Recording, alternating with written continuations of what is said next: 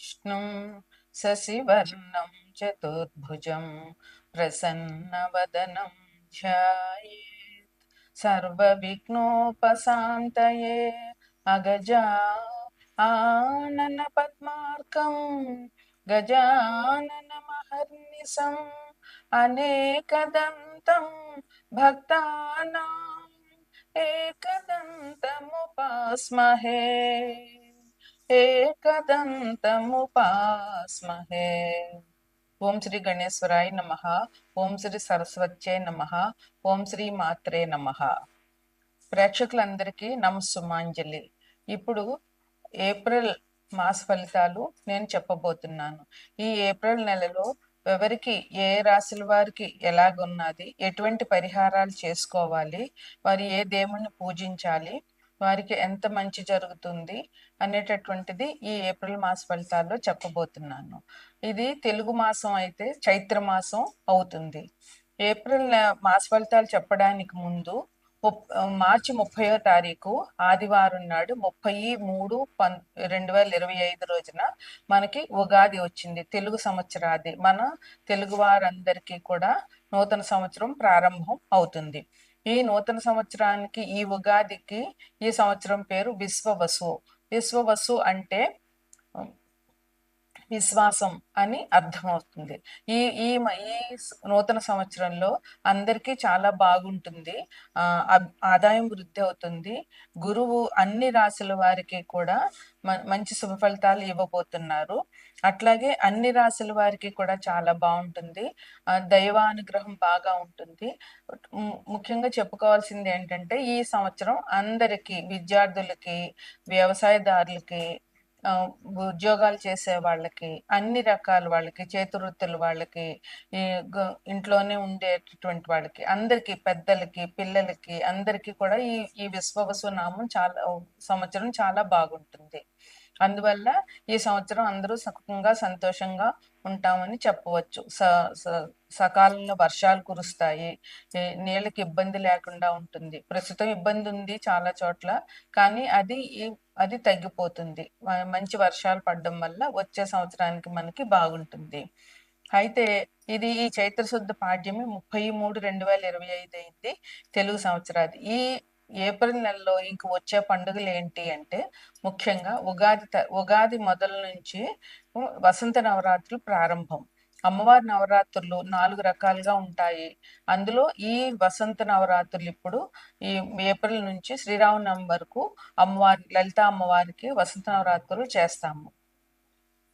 చైత్రశుద్ధ పాడ్యమి నుండి చైత్రశుద్ధ నవమి వరకు వసంత నవరాత్రులు అంటారు. ఈ నవరాత్రుల్లో లలితా అమ్మవారిని, అదే లలిత, దుర్గా, ఎవరైనా రాజరాజేశ్వరి, అన్నపూర్ణ, ఎవరైనా సరే ఈ అమ్మవారి నవరాత్రులు పూజించాలి. మనకి దేవి నవరాత్రులు ఎంత ముఖ్యమో ఈ వసంత నవరాత్రులు కూడా అంత విశేషంగా మనం పూజ చేయాలి, అమ్మవారి పూజ. ఇక ఈ ఏప్రిల్ నెలలో ఇంకొక పండుగ ఏంటంటే 3/4/2025 స్కంద షష్ఠి, అంటే సుబ్రహ్మణ్యేశ్వర స్వామి ఆరాధన చేయాలి. సో అందరూ సుబ్రహ్మణ్యేశ్వర పిల్లల కోసం కావాలనుకుంటున్న వారు, దయ సాహసాలు కావాలనుకుంటున్నారు, ఎవరికైనా కుజగ్రహ అనుగ్రహం సరిగా లేదని అనుకుంటున్న వాళ్ళు, వీళ్ళందరూ ఈ స్కంద షష్ఠి నాడు పూజ చేయడం చాలా ఉత్తమం. ఇక 16/4/2025 సంకష్టహర చతుర్థి, అంటే మనకి గణపతి పూజ ఈ రోజు విశేషంగా చేస్తారు. ఉదయం నుంచి ఉపవాసం ఉండి సాయంత్రం 6 గంటలకి వినాయకుడు పూజ చేసి చంద్రుణ్ణి చూసి భోజనం చేయాలి. ఇది సంకష్టహర చతుర్థి. మనకు కావాలని తీరని కోరికలు ఏమున్నా, ఏ రకమైన కోరికైనా సరే తీరుతుంది. ఈ గణపతికి గరికతో పూజ చేయడం ఈ రోజు విశేషం.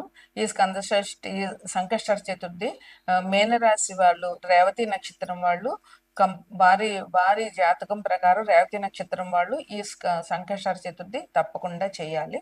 అందువల్ల ఇవి మనకి ఈ మాసంలో ఉన్నటువంటి పండుగలు. తదుపరి వృశ్చిక రాశి. ఇది ద్వాదశ రాశుల్లో 8వ రాశి అవుతుంది. వృశ్చిక రాశికి అధిపతి కుజుడు.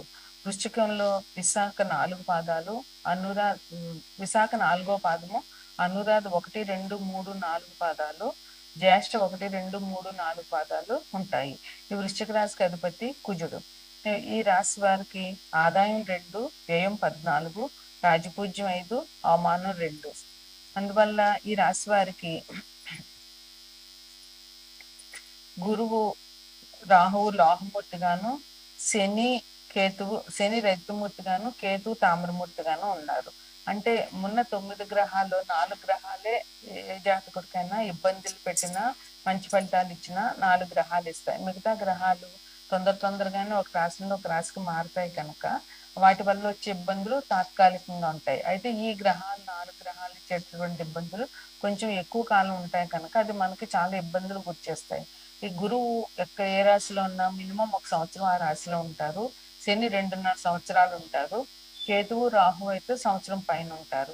ప్రస్తుతం మనకు ఉగాది రోజుకి మనకి 6 గ్రహాలు మేన రాశిలో రాబోతున్నాయి. ఆల్రెడీ అక్కడ శుక్రుడు, బుధుడు, రవి, రాహు ఉన్నారు. కుంభం నుంచి శని 30వ తారీఖు నాటికి మేనంలోకి వెళ్తారు.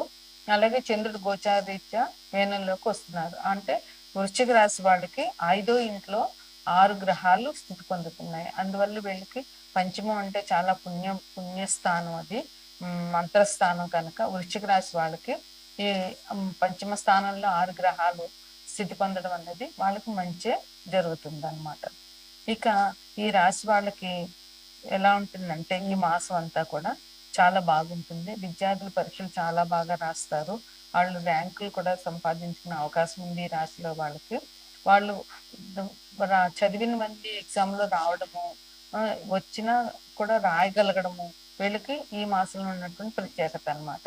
అందువల్ల విద్యార్థులు కష్టపడి చదివితే వాళ్ళకి ఇంకా వెనక్కి చూడవలసిన పని లేకుండా వీళ్ళు మంచి ర్యాంకు సంపాదించుకోగలుగుతారు.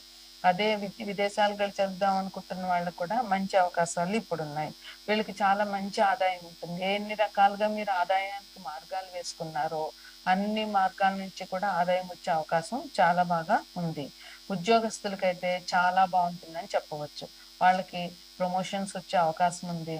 ఉద్యోగస్తులకి చాలా బాసులు ఇష్టపడతారు వీళ్ళని. వీళ్ళు చేసే వర్క్ కూడా చాలా బాగా ఉండడము, వీరికి మంచి సులువుగా ఈజీగా పనిచేసేటటువంటి మెథడ్స్ తెలియడము, ఎంత పని ఎలా చేయాలి అని, అది వృత్తిలో నిబద్ధత, వీళ్ళకి ఉద్యోగం వాళ్ళు చేసే వర్క్ లో వాళ్ళకు ఉన్న నిబద్ధత వీళ్ళని మంచి పైకి తీసుకెళ్తుంది. వీళ్ళకి అందువల్ల బాసులు వీళ్ళంటే ఇష్టపడము, వీళ్ళకి మంచి పదోన్నతులు ఇవ్వడము, లేదా మంచి అవార్డ్స్ ఇవ్వడము, మంచి ఇంక్రిమెంట్స్ ఇవ్వడము ఈ మాసంలో వీళ్ళకి జరుగుతుంది. ఇంకా కొత్తగా పరిచయాలు పెరుగుతాయి. ఆ కొత్త పరిచయాలు ఎప్పుడు కూడా మనకి మన మన స్టేటస్ ని పెంచుతూ ఉంటాయి. అలాగే వాళ్ళకి వీళ్ళ వల్ల మంచి జరుగుతుంది. అదే ఇంకా మంచి సంఘంలో పలుకుబడి ఉన్న వాళ్ళ పరిచయం అయితే అది వీళ్ళకి చాలా మంచిగా ఉంటుంది అన్నమాట. వాహన సౌఖ్యం ఉంది. వాహనాలు కొనుక్కోదలుచుకున్న వాళ్ళు వాహనాలు కొనుక్కుంటారు. అలాగే ప్రయాణాలు చేయాలనుకుంటున్న వాళ్ళు కూడా మంచి ప్రయాణం చేయొచ్చు. ఈ మాసంలో వీళ్ళకి ఎటువంటి ఇబ్బందులు లేవు. అయితే కొంతమందికి ఎవరికైతే కొంచెం గ్రహస్థితి అనుకూలంగా లేదో వాళ్ళకి కొద్దిగా ఆటంకాలు ఎదురయ్యే అవకాశం ఉంది. అందువల్ల మీరు ప్రయాణం చేసే ముందు ఒకవేళ సొంత వాహనంలో వెళ్తున్నప్పుడు అయితే కొంచెం ఆ వాహనం కండిషన్ ఉందో లేదో చూసుకోవడము, జాగ్రత్తగా లిమిట్స్ లో వెళ్ళడము చేయడం చాలా మంచిది. ఇంకా ఈ రాశిలో వాళ్ళకి ధైర్యంగా ఉంటారు. పనులు వేగంగా అయిపోతూ ఉంటాయి. అన్ని విధాలా బాగుంటుంది. స్త్రీల మూలంగా కొంచెం కలహాలు వచ్చే అవకాశం ఉంది. ఇంకా బంధుమిత్రులు వీళ్ళ ఇంటికి రావడం అది చాలా ఎక్కువ అవుతుంది ఈ మాసంలో. ఇంకా శుభకార్యాలకు సంబంధించి బంధుమిత్రులకు సంబంధించి దెయ్యం ఈ మాసంలో ఇవి చేయాల్సిన అవసరం ఎక్కువ ఉంటుంది. అందువల్ల ఆ ఖర్చులు కొంచెం ఆలోచించుకోవాల్సిన అవసరం ఉంది. ఇక ఈ రాశి వారు చేయాల్సిన పరిహారాలు ఏంటంటే గురు రాహువులకి జపాలు చేయించుకోవడము, విష్ణు సహస్రపారాయణం, లలిత సహస్రపారాయణం చేయాలి. అట్లాగే మనకి సరస్వతి మాత నది పుష్కరాలు వస్తున్నాయి మే నెలలో.